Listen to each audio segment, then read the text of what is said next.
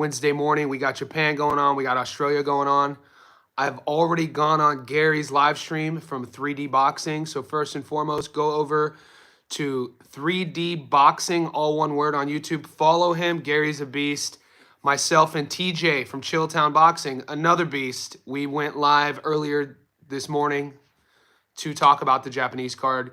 We gave our predictions, breakdowns, and analyses. Would it be analyses or analysi of how we see the fight going? Some method of victories, guys. It's going to be a fun one. If you're unsure, I do want to give a disclaimer. If you're unsure or you're torn on where to go with these fights, or if money is becoming an issue and you're not having fun gambling, don't gamble. Okay, I got to start clarifying that. I don't do this for the gambling side. I do this for my love of the sport of boxing. First and foremost, over the last few months, I've been asked to start giving my predictions. I just don't want any new subscribers to come to my channel and think that I'm a bet guy first. I'm a boxing guy first. It's up to you. It just so happens to be that bet guy firsts have found my channel in the last few months, and that's what we're growing into. And, I'll bet as well, but I'm not putting my livelihood on the line. I'm not putting my personal relationships on the line. I am not putting my mental health on the line. So I do want to make sure that, remember, you guys are all adults. You make these decisions. And I just want to let you know also, if you pick against mine, I'm cheering for you. So never any ill will on my channel, never any haters. If you disagree with me, mate, I want you to win 100%. So if I lose and you win, I'm not mad at that. But I am competitive. So that being said, I put a lot of energy, time into what I do. It's not just me pressing record to go live. I do a lot of breakdown videos on my playlist, fight predictions. So go to my Stats Don't Lie playlist and you'll see the edited, uninterrupted breakdowns, usually 10 to 15 minutes. And this Japanese card is exciting. And we got to talk about that. Also, our Johnny Says Boxing Insider group is growing. So we started that membership 2 weeks ago. If you see on this live stream, the members with the blue stars, that's how you get it. It's a couple bucks a month. That link is pinned in the comments section here. What you get, other than awesome features on the chat and on my channel, you get access to our Discord group. That Discord group is fire. You get professional gamblers in that Discord group. I broke it up into MMA, boxing, and my parlay slips. And more importantly, you become part of the community and you get access to these guys like TJ from Chilltown, Muscles, who's a pro gambler, Gary. So you want to become part of that, click that link, and I'm going to go live. I'm going to leave the platform open to you boys. We could talk about the fights in Japan. I uploaded last night. It's on my channel, my breakdown prediction of this Ricardo Sandoval versus Taraji fight, which is an interesting fight. And, there's money to be made. There are going to be close fights when you go to your sports book and you see method of victories on each fight. Pretty much a coin flip as well. So welcome everybody here. That's my intro. 3 minutes in. About almost 30 people in right now. Let's like this video. If we could get you to just like the video, if that's how you support my channel, mate, that's more than enough. Goat. All right, I'm doing the check-ins now. I appreciate everybody checking in, everybody with the blue stars. That support means more to me. You guys don't even know how much that helps me out, just, with intention of what I do. And let's get into this. Daniel Vega in the house. So if Goat was on Gary's live, he saw our live stream. Let's get it out of. Where do you guys sit? If you go to our Discord right now, boys, I put in our Parlay Discord channel, I put my Moneyline picks, which you guys should have known already by now who I was going on Moneyline. I just gave you my insider information on the Australian card. So go to the Discord right now. One of my guys who works for Fight Hype. So Fight Hype has these sort of, what are they called? On the ground reporters. You guys won't know what they look like. They're at all the fights throughout internationally.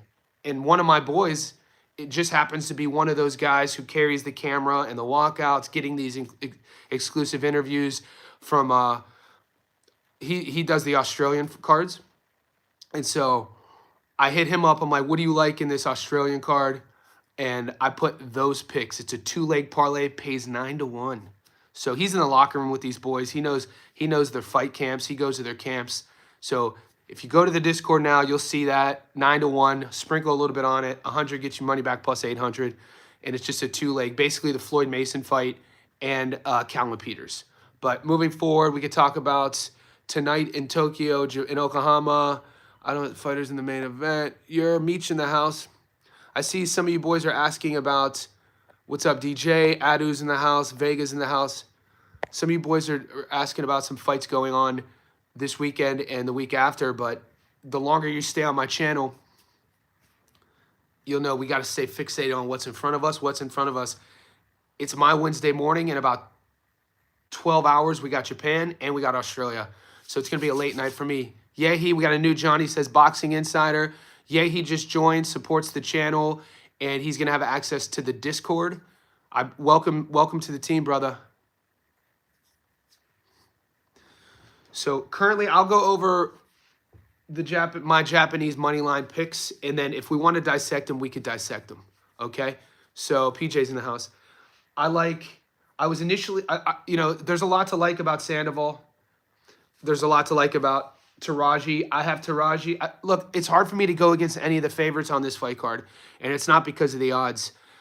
In the film breakdown, I think Taraji is 33. He's been in some wars. He gets hit a lot.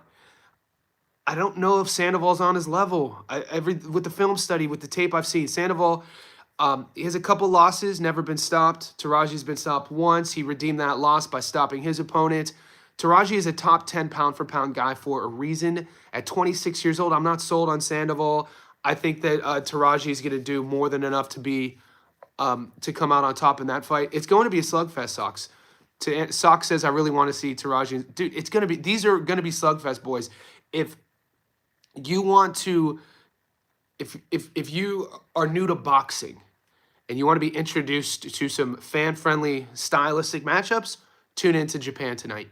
I mean, come on, Dago Higa versus Antonio Vargas. Stylistically, this is a puncher's a front foot slugfest dream. Historically, neither guy takes a step back. Both guys have power.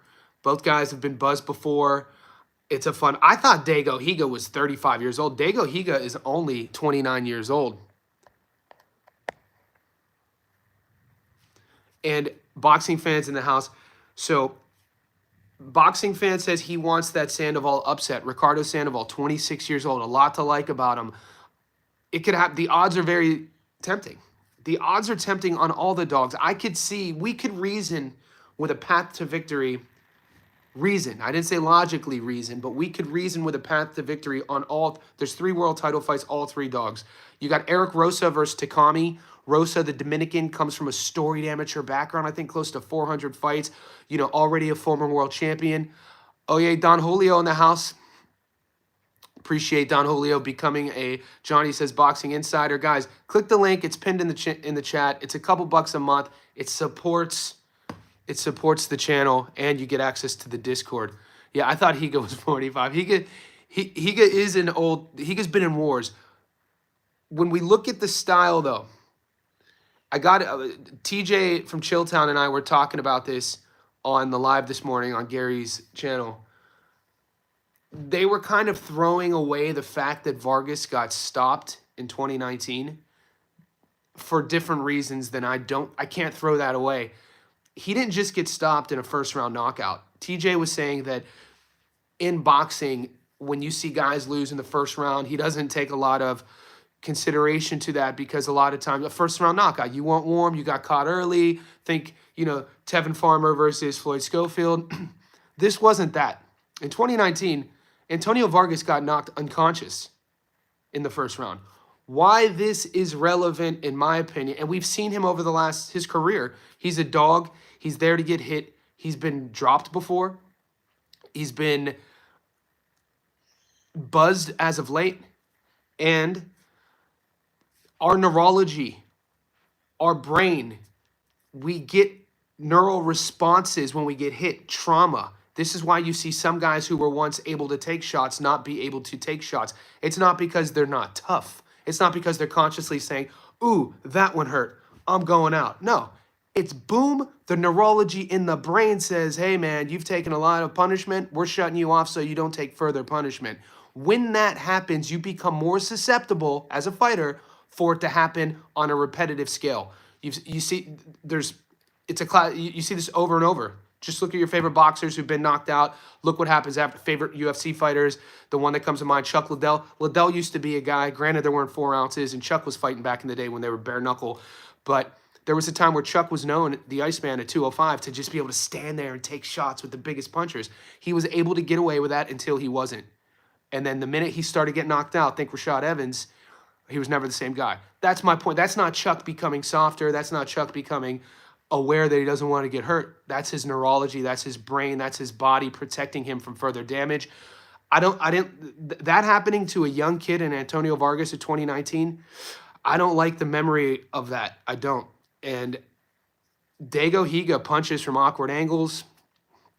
So yeah, that I'm still torn on does the fight go the distance because the odds are good each way. But on the money line, I have Higa, which kind of sucks because I like Antonio Vargas. I'm a fan of Vargas. But I just think stylistically it's not a good matchup for him. It's not a good matchup for him. And Higa struggles with southpaws who are back foot fighters. So when people were talking about Higa has been in wars, Higa's been in, Higa struggles with the guy who forces Higa to come forward and then has better counterboxing and then picks him apart at a certain range, a certain distance. He succeeds in that dog firefight. So that's my reasoning. You don't have to agree with me. We covered Sandoval. I want to cover Takami versus Eric Rosa real quick, and then we'll get to your question history. History talked about Amato versus Tupai. So I want to get to Rosa real quick. So it just depends on what you want to what you want to see. The odds in this fight are crazy. I don't like Eric Rosa's energy throughout an entire fight. I don't like Eric Rosa's optics throughout an entire fight. I don't like Eric Rosa stylistically. I said this on the live stream earlier with Gary and TJ. When I see Rosa fight, I see a guy who's caught in between the amateur style and the pro style. The amateur style, tap, tap, pitter, pad, tap, tap, angle, tap, tap. Pro style, dig your feet in, sit down on shots, boom, boom. Rosa never does that. And over a fight, you start seeing Rosa fade and burn out. And what once he looked like earlier in a fight, technical, active, that starts to break down. I think people think Takami, not a lot of tape on Takami, 9-0, 7 stoppages. I think he's 23. People think Takami's next in line. People have been comparing Takami to the next Taraji. And he could pop, he could crack. So I like Takami there. Will that fight go the distance? That's going to be interesting, guys. It's going to come down to the risk you guys want to take in terms of money put forward on method of victory. You could get $1.91 on all 3 favorites. So if you take the 3 favorites and you take them to just win on the money line, $1.91 is great value.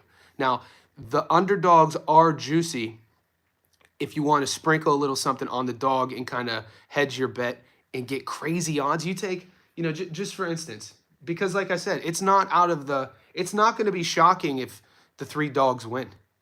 The odds make it look like it's shocking. I don't know what the bookies were kind of doing to us. I think the odds are kind of baiting people a little bit. I don't think all 3 dogs should be that big of an underdog, especially Antonio Vargas. Antonio Vargas coming in as the underdog that big is insane to me. So, random guy perspective, my parlays are on crack.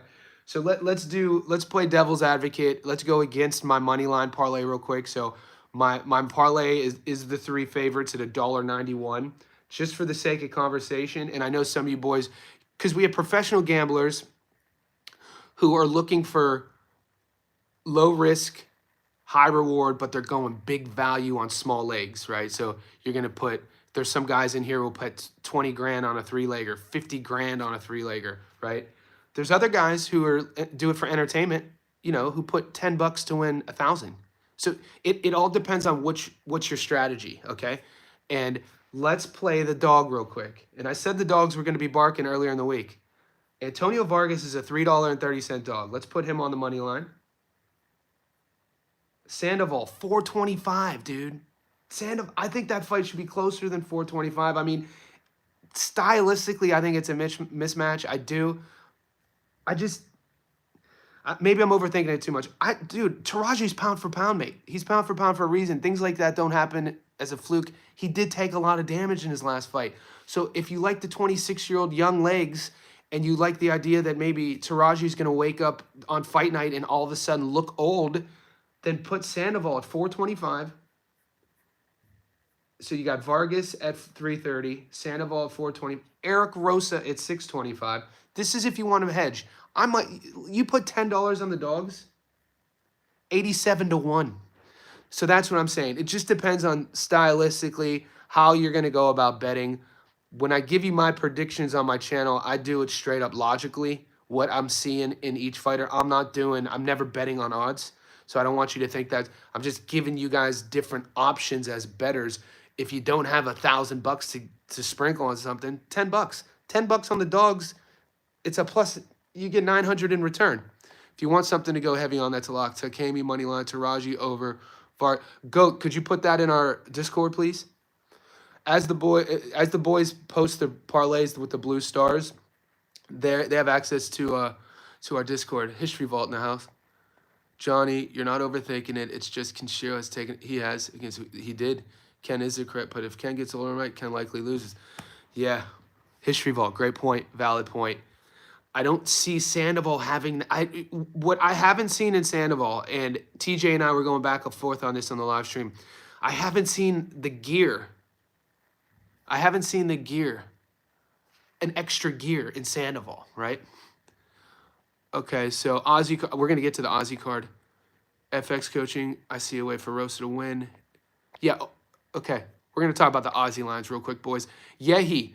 So Yehi, to get access to the Discord, if you want it right now, go to my YouTube channel, the interface, and you'll have access to the community posts, members only. In the members only section, you'll see the Discord link. Okay. Let's get to the Australia card. So Jazz asking about the Aussie card. So Jazz, if you go to the Discord now, which you have access to, I just posted in the Discord my Aussie insider guy who works for Fight Hype. I'm not going to give his name away. I asked him about where's the good value in this card. And he said, and I put the parlay up. It's a 2-leg parlay. He gave reasons to it, and I typed out my message to him. I just don't have access to the message right now. He said the move on Australia, the cards, is taking both Mason by decision and Callum Peters by decision at plus 900. And he thinks that Mason's opponent has fought tough guys before, and compared to Mason, if he gives you the breakdown, and he thinks Callum Peters, who there's a lot of hype on him, 3-0. People in Australia thinks Callum Peters is next in line. My buddy said that it's been well known within Callum's camp that he wants to get rounds in. Take for what you will on it. Plus 900. I put that bet in our Discord group. $100 gets you your money back, plus 800 on Callum and Mason to win by decision. So wherever you are in the world, check your books. Those are the two main fights on Australia tonight. If you guys could get that. If you think it's too risky to pick them by decision, just take the money line. The money line only gives you, I think, maybe not even plus money. I think it's like a $1.81, both guys on the money line, but both guys to win by decision, you get plus 900.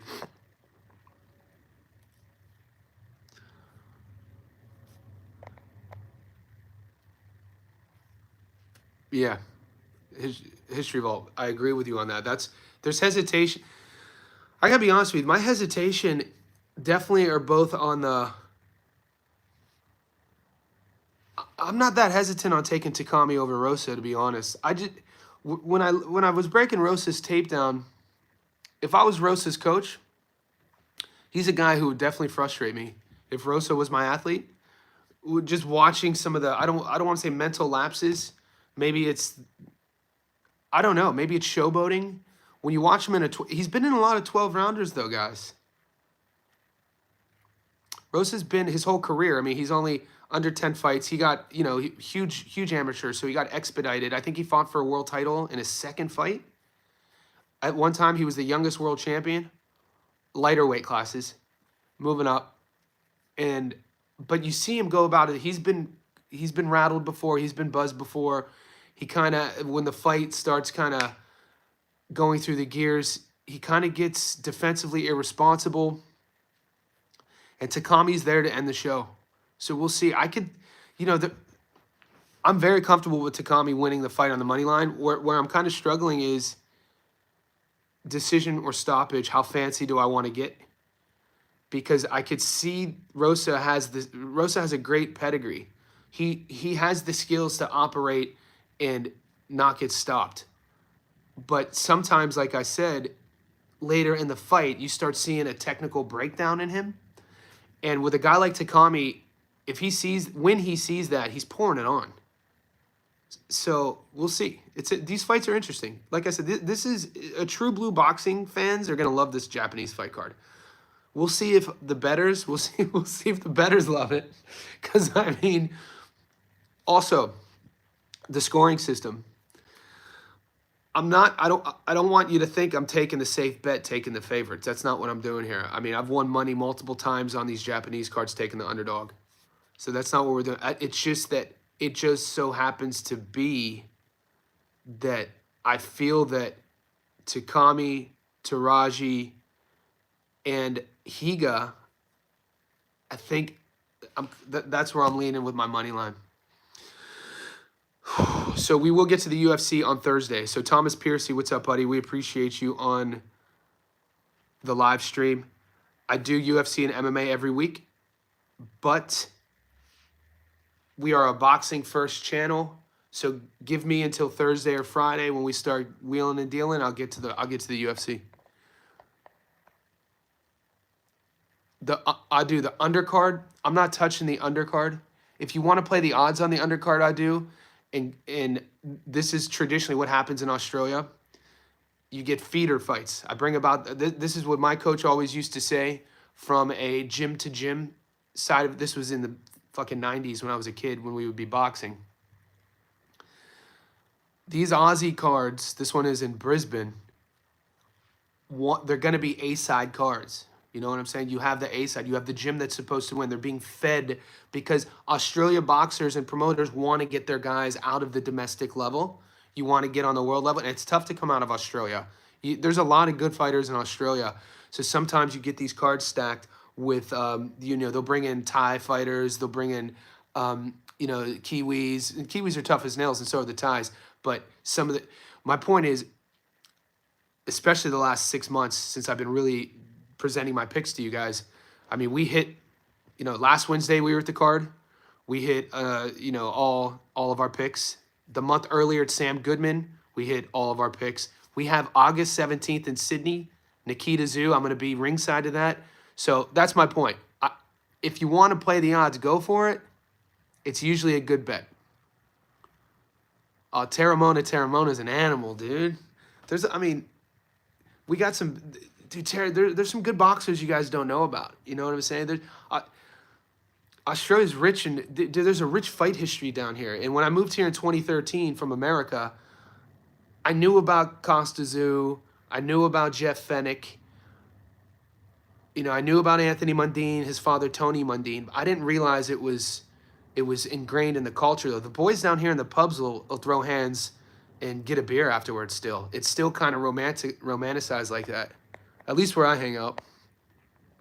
Okay, Amato versus Tupai. Am I missing that history? Is that an undercard fight? Amato versus Tupai. Is that an undercard fight? What card is that on? Is that on the Australian card? Guys, make sure you're liking this video. Make sure you're checking in. Make sure you hit subscribe. The link to the Discord is in the pinned comments. It's a rematch fight. Amato versus... Are you spelling it right? It's not on my radar, mate. I don't want to act like it is. The fight's not on my radar, to be honest with you. I could look if it's tonight. I'm not probably not gonna have time to get to it. Yeah, Julius Regis. I agree. Okay, it's on the Aussie card. I'll get to it real quick for you. Yeah, Rougarou. I mean, Rougarou is one of these guys who he's going to tell you he could be a world champion until he's 50 years old. What's Jojo Diaz doing though? No shade to Jojo, but like, I want to, how do you bet on a guy like Jojo Diaz?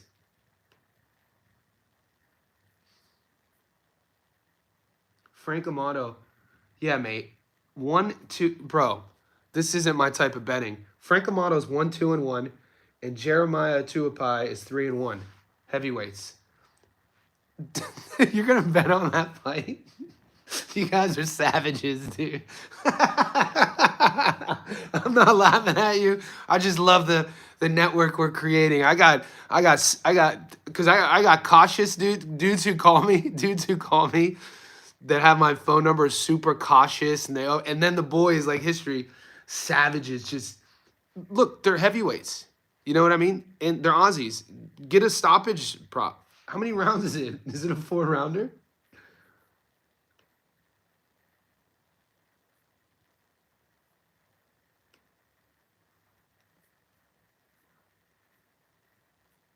They don't even have the rounds up there. Take it, brother. 3-1. Oh no, it's a 4-rounder. These are just big boys, and these might be rugby guys, because Pengai was a rugby guy. Because like I said, there's a crossover down here in Australia with a lot of the rugby guys who box, and these are big Islander boys. Yeah, pick a stoppage. But you only got 4 rounds to do it. So if you're getting odds on the dog, it's worth a sprinkle. Yeah. My problem with Jojo Diaz, though, is when we think about Jojo, you think about what Jojo looks like when he's at his best. But when was that? Look, what's Jojo look like? And he's not even that old.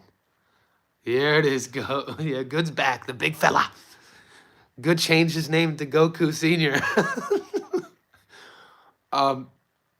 So Goku, you're gonna bet on Jojo Diaz? Yeah, I agree, Julius. Where's his intentions at as a fighter, Jojo Diaz? That was my point. What are his intentions? Is he really married to the game? Are we asking this as a serious question? That's what I'm saying. He doesn't want to be. Yeah, I don't want to shade any fighters, man. I'm coming from an intention point. All right, Goku, I'm not even going to give that fight too much value. Guys, we have Kenny Sims Jr. with Oscar Duarte. I'm uploading that video after this. So I'm going to be doing, so this is already my second live stream, right? I might be going live 2 more times today, and I'm uploading Oscar Duarte versus Kenny Sims Jr. And I think Kenny Sims Jr. versus Duarte is a 50-50 fight. This is a stylistic, interesting matchup, and what I'm hearing in the boxing forums, it's not right now. The bettors, like the people who are interested in this fight, aren't picking the winner based on film study. It's one of those like, I'm on camp A or I'm on camp B no matter what. You know what I mean? I'm not hearing, and when you're looking at Sims Jr.'s last 5, when you're looking at Duarte's last 5, you really have to ask yourself the trajectory of each fighter. Where is that trajectory going? I think, is it wild to say that Golden Boy thinks they have a potential world champion in Duarte?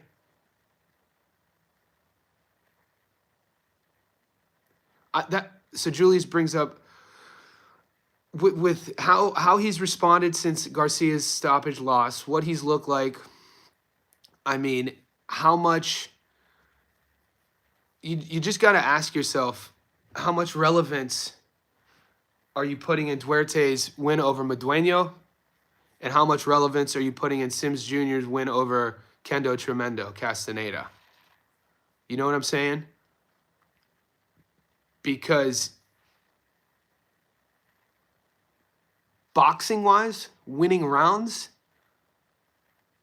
from a scoring standpoint, if you're scoring it, no commentator, who's the smoother operator, who should be able to win more rounds in probably not that exciting of a fashion, I mean, you'd probably go with Sims.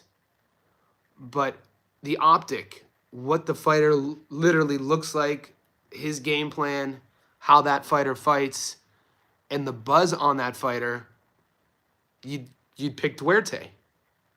So this is either going to be an exciting firefight or it's going to be a boring, frustrating fight for one side. And if it goes the distance, you got to be favoring Sims Jr.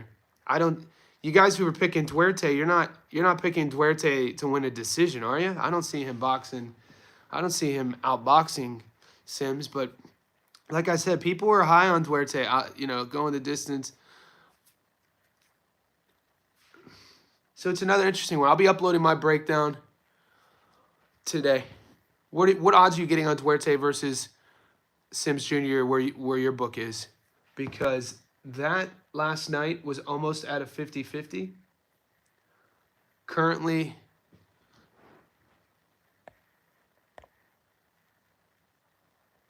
yeah, so I have been I've only started the Discord 2 weeks ago, the insider group.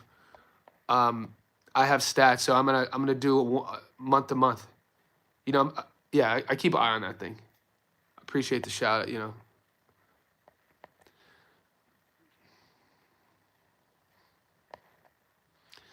Adelaide Hergovich, Duarte versus Sims going the distance. Lock is over 8.5. That's a good bet. Yeah, I like Duarte Sims Jr. distance as well. Over 8.5. I wonder what the odds are saying. De La Hoya is making a return to the ring. Come on, guys. Are we doing this? Is this where we're 32 minutes into the live and now are we already talking about De La Hoya returning? And then we're going to start talking about Cotto returning. And then somebody's going to sprinkle in a little bit of, Marquez.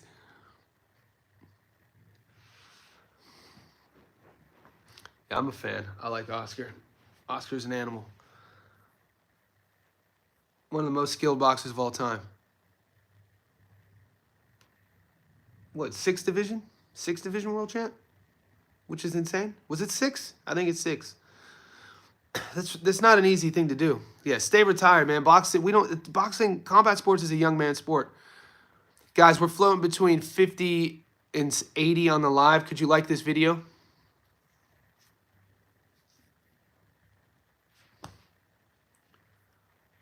All right, so Rosa.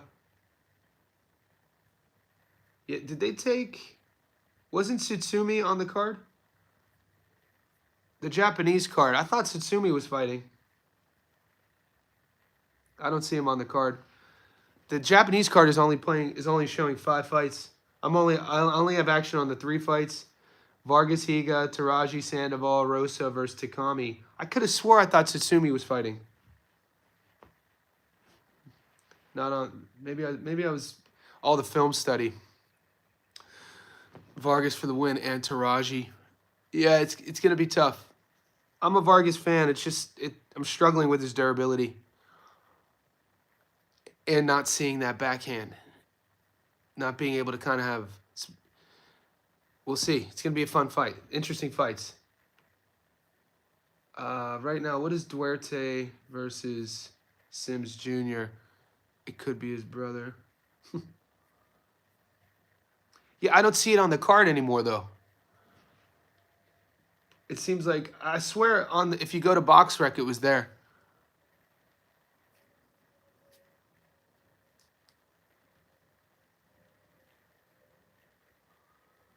Okay, yeah, there we go. So on my book, I have Duarte at $1.65. 100 on him gets you your money plus 65. Sims at $2.40. 100 on Sims gets you your money plus 140. Sims not quite at 2-1. Yeah, I think Tsutsumi got scratched. I'm not getting prop bets on Duarte versus Sims Jr., but I like the fight to go the distance. FX coaching, what's Rosa's weaknesses?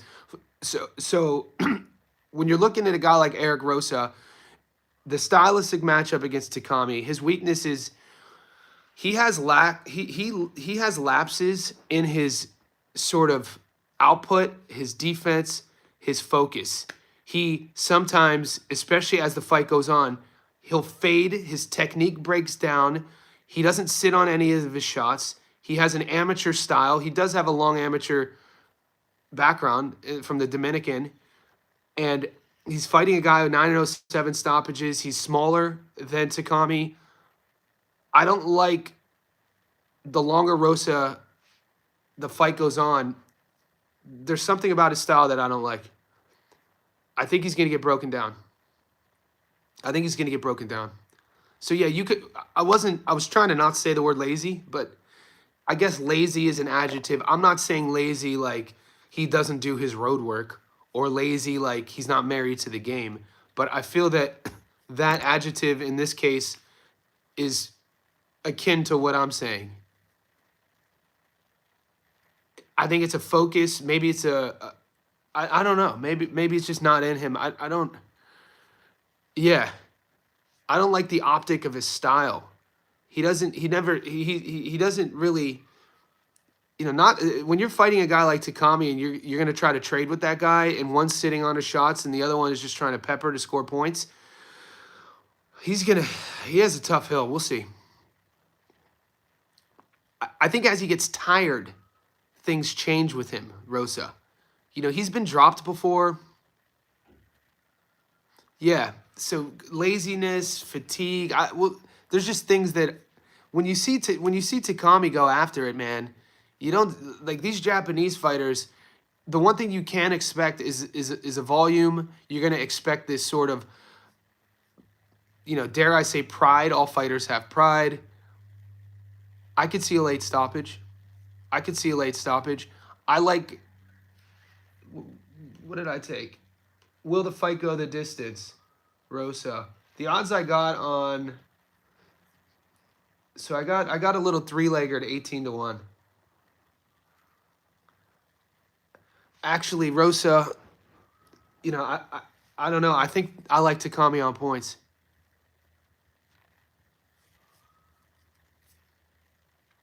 The odds are pretty much the same if you take points or stoppage. If you want to get sexy and not pick, and don't like the money line odds. I mean, Dago Higa. Everybody's fallen in love with either Vargas as the dog on the money line with good odds, or Dago Higa to stop Vargas, which statistically, when you're looking at how these things trend. But if you take Higa to win a decision, those odds are nice. I could see that happening. I could see Vargas. Yeah. Will the fight go the distance? We might not see any knockouts, though. We could see. It depends who you like. Vargas has a lot of fans. Like I said, I thought Haga was way older than he is. Every time I see Haga struggle, it's against Southpaws counterboxers.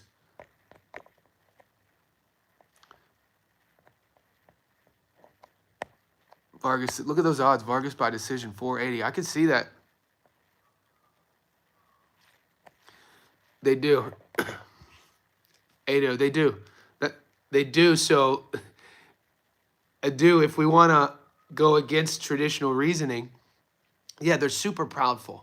For the lack, I don't like using that adjective because that kind of suggests other fighters aren't fighting with pride. Every boxer, for the most part, you see, if you're going to put your life on the line, you're going to fight with pride, right? But sometimes we see matchups and firefights and expectations don't always live up to the show, and these are smaller guys. So, it's not like the heavyweight where one punch can end the show. Yeah, Rosa's real tiny. Rosa's tiny. The media in Japan are comparing Takami to Taraji. They think that's everything. I couldn't find a lot of tape on Takami though. So, there is always that sort of, you got to side on the air of caution of who's he fought, his opponents. I'm not letting the old mate enter the chat. If we're talking about potential matchups, rather than bringing up a guy like Jake Paul, we should be talking about, what's Xander Zayas do next? What does Jaron Boots Ennis do next? What does, a legit world champion, like what does Shakur Stevenson do next? Are we going to see Davis versus Roach 2? Jai Apataya, is he going to get the big fights? Where does sort of Janabek Elamhanale go from here? Don't bring up Jake Paul and Adrian Broner. That's not my that's not the right. This ain't that chat. I don't care about that. I don't cover Jake Paul here. But yeah, Adrian Broner. Come on, man. What a sad story, Adrian Broner, man. What a sad story. Alcohol is a motherfucker, boys. Alcohol and drugs, dude. You combine alcohol, any substance, in a negative, a bad circle of influence. So people, a network who's toxic, and you put all three together, which unfortunately always happens in boxing. You see it more in boxing. I mean, because you're dealing with yes men, you're dealing with guys who have their hands out. You're also dealing with there's no reason, a lot of world champions, a lot of boxers, you get into boxing for a way out. So it's not like a guy comes from money, knows how to deal with their finances, knows how to save, knows how to invest. All of a sudden, you come from nothing, you get millions, and you're around people who really don't have your best interests at heart, and hand out. And then all of a sudden you have a guy like Adrian Broner, who's pretty much, from what I heard, unfortunately, broke, watches Instagram. He's always at the club, always having, out of shape, drinking, talking like, the narrative, his optic, always talking about sex. And like, bro, you're in your mid-30s, you're a 4-division world champion. The route and I'm not, say it for what you will, I could be judging him. But the other side of that, you're former 4-division world champion. There's young kids who, look up to you, giving back to the community, maybe as a coach, still training. He's not that old. So when they're talking about Jake Paul versus Adrian Broner, the idea of even talking about that disgusts me.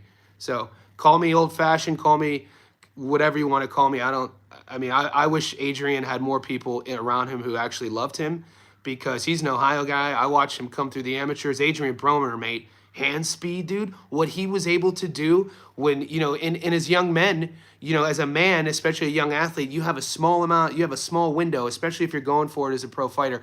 You have a small window, a small time, a blink in time to really be at your best. And the sad thing is, fighters who are that talented, people prey on that. People saw AB as a young amateur. They were like, licking their chops, the greedy promoters, the greedy matchmakers, that sort of thing. And so when you get to, has been, 4-division world champion, Hall of Famer, but what could have been? Is there a bigger case of what could have been?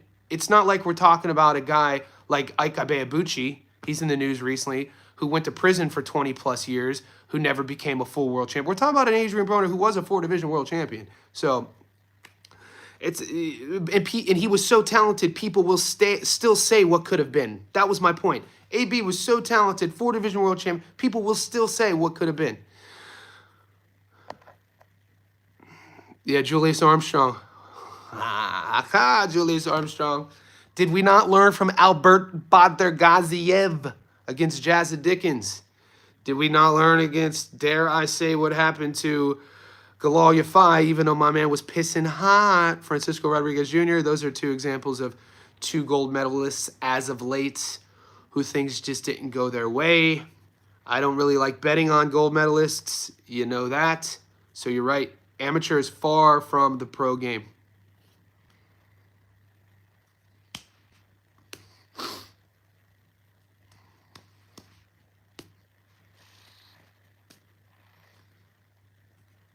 Tony Yoka. A lot of gold medalists who don't pan out. The list is pretty long.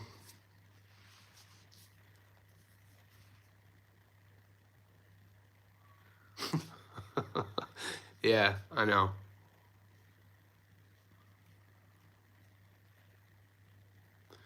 It's unfortunate. So there's a couple side conversations here to address Berlanga. Berlanga has to say that. Edgar Berlanga, I mean, what else is he going to say? The hand wrap accusations is insane. And then Francisco Rodriguez Jr. not to get suspended is insane. We talked about it before the U5 fight. BoxRec tried scraping his fight before. Rodriguez fought an 8-rounder in Texas before Galal that he won, that mysteriously was overturned to a no contest, and we were being told that it was because he pissed hot then. And Galal U5's camp knew about it, and they were like, oh, well. And then it was so evident during the fight, you had commentators who were Galal U5ers talking about it based on A, what they knew, and B, you know, Rodriguez's career and what he was looking like later in that fight. That was akin to, I mean, granted it wasn't Margarito dipping his hands in plaster of Paris, but when you look at the damage that just having that, you know, gas tank, that I think there's a misconception. A lot of people think PEDs is like Arnold Schwarzenegger bodybuilding, you know, exogenous testosterone, HGH, your whole face changes. No, PEDs are that, but they're also things like EPO and blood doping, sort of exogenous supplements you take to give you ridiculous amounts of cardio, ridiculous amounts of recovery, and the science in these sort of supplements these days can be in and out of your system in less than 48 hours. So when I'm looking at a guy who's in his early to mid-30s who have so many road wars like Francisco Rodriguez Jr., and I'm seeing his gas tank late in that fight, his output, and I was like, dude, this is freaking suspicious.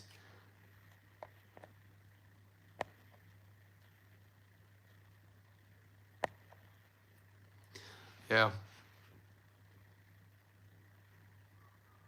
Takami. They made it a no decision, yeah. So I've seen Takami's last 2 fights.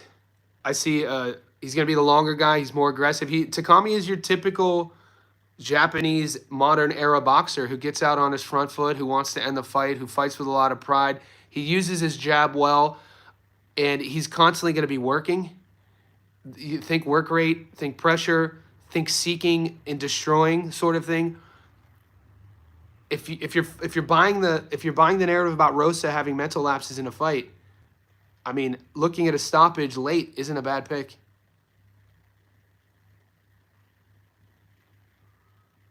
Yeah, Blue Collar, what's up? Blue Collar's in the house. Guys, like this video. We're going about 50 minutes in. I'm going to stay on for a little bit longer. I got a lot of work to do. I got to upload my Duarte versus Candace Sims breakdown. I'm going to do another live this afternoon, and then I'm going to live stream the fights later on tonight. I've already done one. This is my second live today. The first live was at 5 a.m. on Gary's channel. So, Rosa, the upside, right? Let's talk about Eric Rosa's upside. Eric Rosa has been fighting 10 and 12 rounders since he entered the pro ranks. Eric Rosa is a world champion. He has the round experience. How much do you want to put into the amateur pedigree narrative? I think the more and more as this modern era of boxing evolves, you can't put too much in that. What it does with the smaller fighters having a storied amateur career, you kind of see these guys get expedited on the world level. So that is an advantage. Guys having world title fights in, you know, their first few fights sort of thing. Rosa was one of these guys, but small weight class. We've seen him get buzzed before. He's been dropped before. TJ from Chilltown today on the live brought up a good point about how BoxRec scraped one of the knockdowns. So he had a fight recently in the DR, and he got knocked down pretty badly. And it doesn't show up on the record.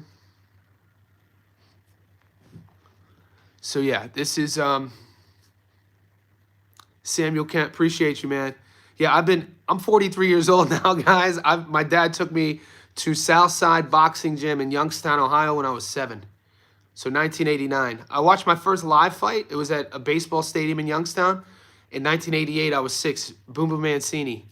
So I remember watching Ray Boom Boom Mancini when I was a little boy getting his autograph. Boxed at 7.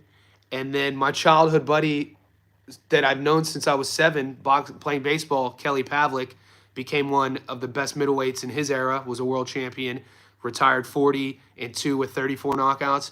Classic, just OG style, flat-footed, throws the 1 and 2, rarely ever threw hooks. And, you know, classic highlight reel. I was at the Max Sertuche knockout. This was on Kelly's climb to fight for his first world title. It was in Disneyland. It was called the Pond at the time. I think it's called maybe the Honda Center now. He was fighting Max Sertuche. Sertuche was, it was the co-main to, I think, maybe Arce. I think Arce came in on a horse, and Kelly was an underdog, knocks Sertuche out. It's on YouTube. He knocks Sertuche out cold in the 9th round, like with a straight pop, pop. And Sertuche's like frozen. If social media would have been around then, it would have gone viral. He then fights a title eliminator. He was the underdog against a big puncher knockout artist in Edson Miranda. And Miranda was supposed to knock Kelly out. Kelly knocked Edson Miranda out. It was insane. And then he gets the Jermaine Taylor fight in Atlantic City. I was at that fight. Kelly was a big underdog. Taylor was 26-0. You know, with all the hype about him. They did this little mini documentary. And Kelly gets dropped for the first time early in the fight. Maybe the 2nd round, maybe the 1st. And we know the story. Pavlik comes back and then stops Taylor, I think, in the 7th. And, yeah, so boxing has been in my blood since I was a baby. But, yeah, it's a passion for me. And I'm glad that I've created a little spot that there's a lot of people. Dude, Winky Wright's one of my favorite. Somebody, we brought up Winky Wright yesterday on the live stream. And we were like, Winky's high guard. And somebody made a perfect comment. If Winky Wright would have had Camacho's character, imagine like Hector Macho Camacho's energy, persona on Winky Wright. Because Winky, you know, there's personalities go about their business differently. Winky was like, you know, but my man. Like Winky, people forget about Winky.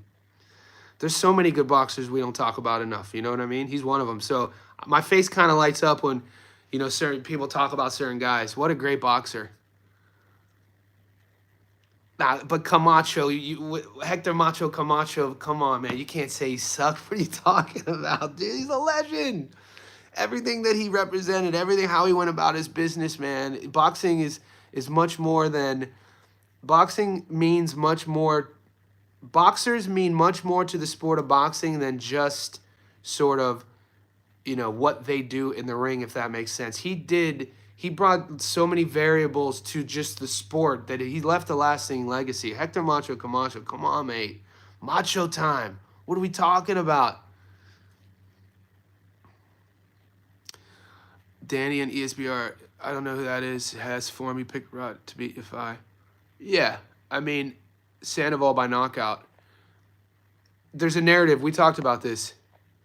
There's a narrative about Sandoval going into this fight. We talked about. There's a path to victory if you like it. You know, being the younger guy. Kenshiro being in wars. Will Kenshiro look old? But people don't trip, dude. Taraji is a top 10 guy, pound for pound. I don't know if Sandoval has the gears. I don't know if he has another gear. I don't know. I know Taraji does. Who from the UFC would do best in boxing? I mean, right now, I talk about this all the time. My favorite boxers who have just basic boxing skills, who fight in the octagon, Ilia Topuria, Adrian Yanez, Jack Della Maddalena, Joshua Van. Those are probably 4 off the top. So Topuria, Joshua Van, Adrian Yanez, Jack Della Maddalena. Their boxing's nice. They do. I mean, keeping it basic. Peter Yan. Yeah. Peter Yan has good hands. It's more of a Thai boxing style, what he's doing, because he's a traditional Thai guy, Russian, who kind of cut his teeth in Thailand at Tiger Muay Thai. But when you look at how Topuria's boxing with Topuria will actually set up his backhand with his jab and feints, and he'll close the distance with his feet. You never see that in MMA. Volk's boxing shit. Come on, dude. Look, we're not saying you don't have hands. Somebody asked about boxing. Boxing means footwork, setups, feints, jabs, walking your opponent onto a backhand. That's boxing. We're not talking about who just goes and throws. Volk is more known for his, grappling, wrestling, his toughness, his grittiness, the pace, the pressure he puts on you. Watch his front foot.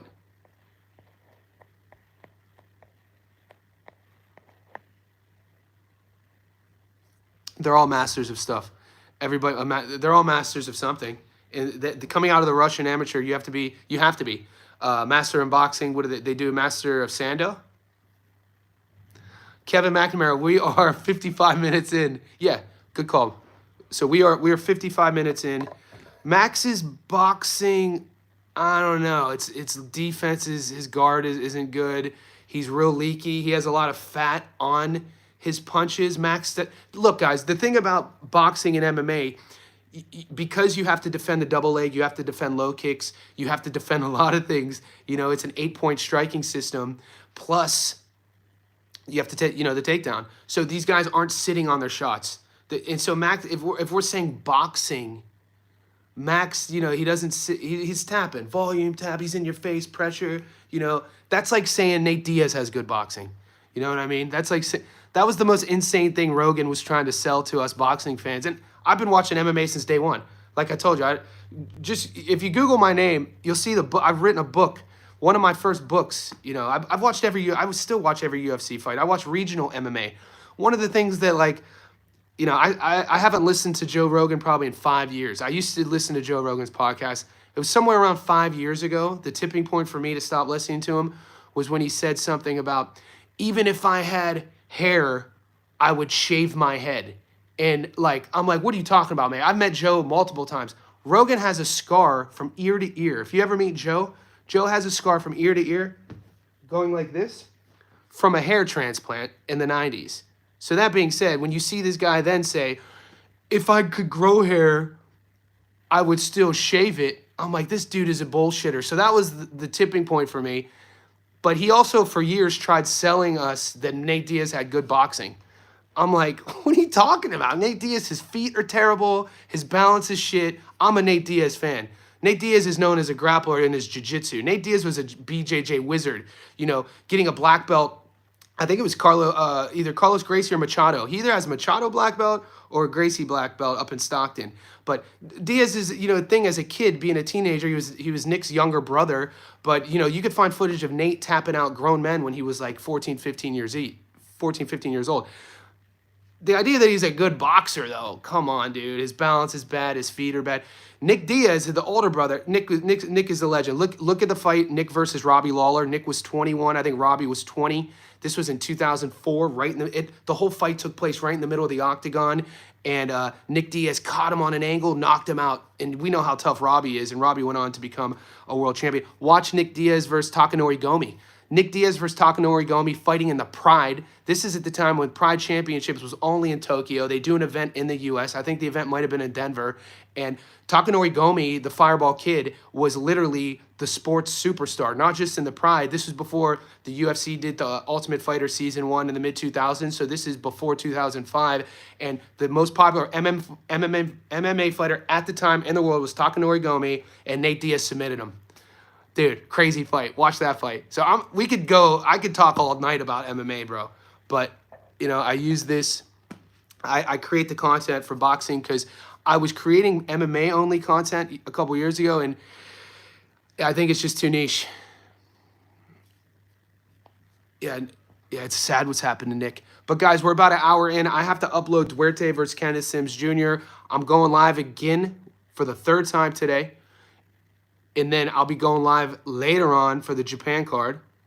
And then hopefully you guys join the Discord. The link is in the comment section.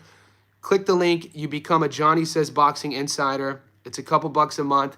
You get more options on these live streams. You get accessibility on the YouTube. But more importantly, you become part of our Discord community with all these boys. You see how boxing has the star there? He signed up. I mean, my first love was boxing. You got it. So MMA, the first UFC fight was, I think, November 11th, 1993. I was 11 years old. Boxing was I was watching boxing live in baseball when I was 6 years old. So boxing is always my first love. then MMA. But I mean, I played baseball, American football, and basketball my whole life too. So if you guys ever want to chat on that, I could talk. I could riff with you boys about baseball, football, and basketball too, because I never talk about it. But you know, I was a 4-sport athlete, and you know, playing baseball. I actually played baseball at the highest level than any other sports. But basketball, believe it or not, was my favorite sport. So playing street ball, playing on my high school squad, playing since I was a kid, basketball was my favorite sport. Just for the sake of being able, you know, I was a 2-guard, a shooter. But yeah, we got college football coming up. I'm an Ohio State Buckeye fan. My dad went to Columbus. My uncle went to Columbus. My cousins went to Ohio State. I ended up going to Pitt. But my house, diehard Scarlet and Gray. Ohio State fan. Yeah, Al Bundy. Al Bundy's from Youngstown. He's my hometown. There we go, DJ. Athletes. See, we got athletes. Yeah, so I gave up boxing as a 15-year-old, and then I came back to boxing when I was 31. I started coaching it in Sydney. So I still box. Let's get it. All right, guys, I got to roll.